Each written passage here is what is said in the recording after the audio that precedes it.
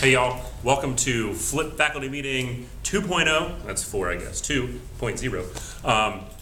We're going to go over some Dr. Max Thompson today, but before we hopped into all this new research that you're going to hear on top of all this other research that you've already heard and all this stuff on critical thinking and this and that, I wanted to give you a little bit of context. It's going to go like this. We get lots of resources from DPI and the Department of Ed, which I labeled ed.gov because it's easier to write.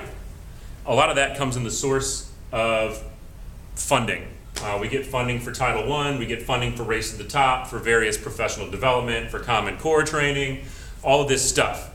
Now, in the accountability model, the Department of Ed and DPI say, in order for you to qualify for all this, you need to be accredited. So Brunswick County Schools has chosen to go with Advanced Ed.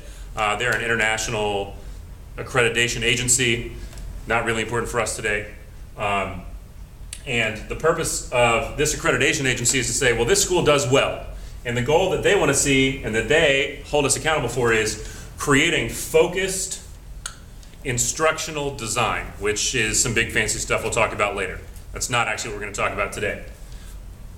Now, this instructional design piece is where we've sort of developed the QAR walkthrough. You'll hear way more about that in 2 weeks. But what we do want to do is give you a little bit of vocabulary to understand how the QAR process is working and unfolding and beginning to create conversations amongst our faculty. Don't get caught up in it right now. In order to be accredited, the county has said, here's the research we're going to use. You've heard of Dr. Mark Sprantz from ECU. We haven't done a whole lot. We will be doing more, and it's awesome. I know some of us have seen it with this sense of foreboding, but it'll be fine. The other piece of the puzzle is this guy, Dr. Max Thompson, who for some reason I can't just say anything but Dr. Max Thompson. The county has put Dr. Max Thompson's research out there, and some of the principals and APs went to a Dr. Max Thompson training last summer. But today we're going to focus on his 4 high-impact practices for learning. And here's why. In Brunswick County schools, we know that 55 to 75% of our students are economically disadvantaged. That's the data we have, period. That's how it's going to be. In all the research that Dr. Max Thompson and co. have done, they've found that the higher percentage of economically disadvantaged students you have, the more focused your instruction needs to be. We know that research-based practice is good practice, so we go with research. If we have a high SES disadvantaged group, then we need to focus our instructions in school for that group, our students, to be successful. Now the nitty-gritty. High impact practice number 1, vocabulary. And immediately some of you are sitting in the back, they're like, vocabulary, I already have my word wall up. Miss Lloyd's heard this 3 times because I re-recorded it, and she's standing here looking at her fantastic magnetic word wall over here. Don't get caught up in word wall. Here's what we really need to focus on in vocabulary land when we think about how it applies to our students. Vocabulary and the academic vocabulary that we use, which you hear a lot in the QAR walkthroughs, is that those are the words that organize our students' learning. Those are the pieces that attach conceptual knowledge so that students remember and retain and internalize the things that we're trying to convey in class. It all goes back to the scaffolding zone of proximal development that we get from Vygotsky. We can have that conversation later if any of you need to know who he is.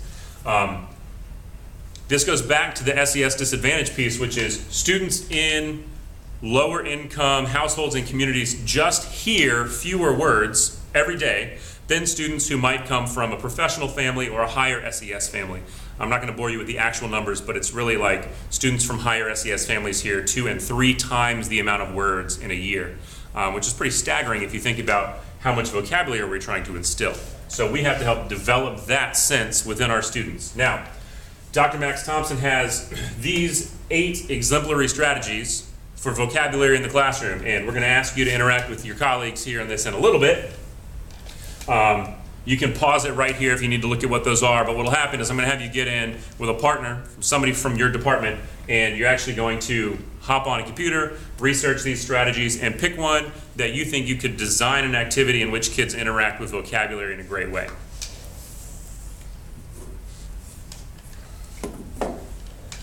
Impact practice number 2, high impact practice. Summarizing. It's funny that the summarizing slide to me is short and sweet, but it goes like this.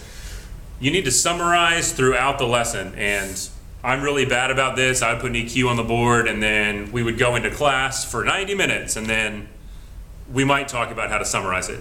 But if we give kids time to use vocabulary, there's that word again, and summarize it so that they can organize it throughout the class period, we'll have a much higher success rate in retaining and internalizing.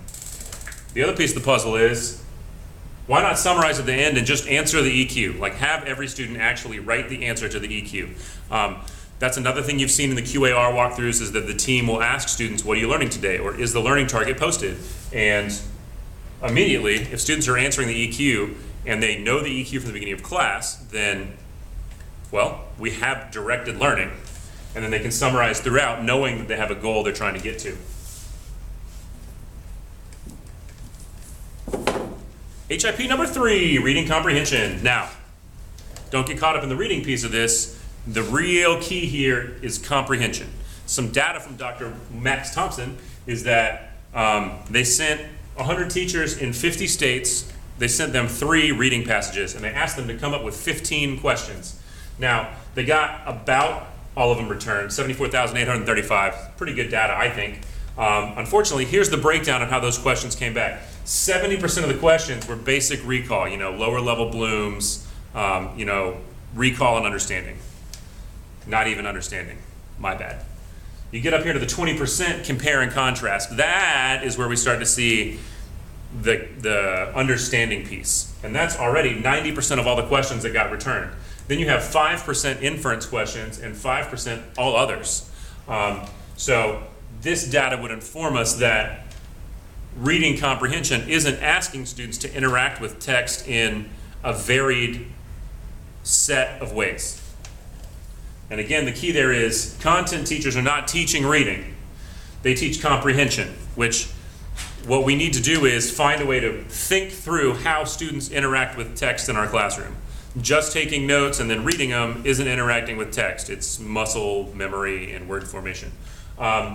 Interacting with text is reading a passage and then doing one of these 7 tested strategies, which again, you can pause it here. I'll have you pick one of these and examine those with your friends in the meeting.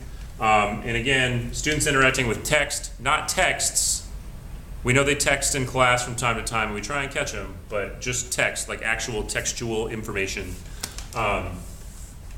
Probably nobody laughed at that joke, but we're going to keep going. High impact practice number 4, which is writing to raise achievement. This is another thing that we've seen. It's in the QAR rubric, so you're starting to see, I hope, how some of the language here mirrors the QAR process. Writing to raise achievement is not the same as just writing notes. That's word formation, and cognitively it doesn't actually apply their writing skills to any sense of content information. What we need to focus on is asking students to summarize, clarify, explain, list in writing what they're doing, what they're being asked to do, and what they believe should be happening based on what they're doing. This is crafted. That's a big word that I like. I talked to Ms. Jolly about it the other day. We were talking a little bit about Great Gatsby and students and writing their senior project papers and how everything should be crafted. And it's crafted expository writing that forces students to go through their vocabulary, use it in context, and use their written language to prove a point and prove their understanding. So, what we know, 2 things that are important to remember. We know that research-based practices are good practices. What we do in our classroom needs to be research-based. With that being said, a lot of us want to be better in the classroom. But as most of the coaches here who work on fundamentals with kids all the time, practice does not make perfect. In our case, reflective practice makes perfect. It does me no good to go out and hit 500 golf balls with a really terrible swing and not think about the swing and think that I need a new club. What really needs to happen is I need to videotape myself or have somebody watch me and have a conversation about, oh, hey, you're rushing your downswing, your pacing is off, don't forget to rotate your hips, blah, blah, blah, blah, blah. We need to have those conversations with our peers, which is what QAR is getting at, is creating a culture for us where we can have conversations about the experiences of us teaching in our classrooms. Now, the point of all that becomes this, twofold. One, When we have to focus our instruction, it's not for us to be better teachers in the classroom. And this is where a lot of people get to thinking.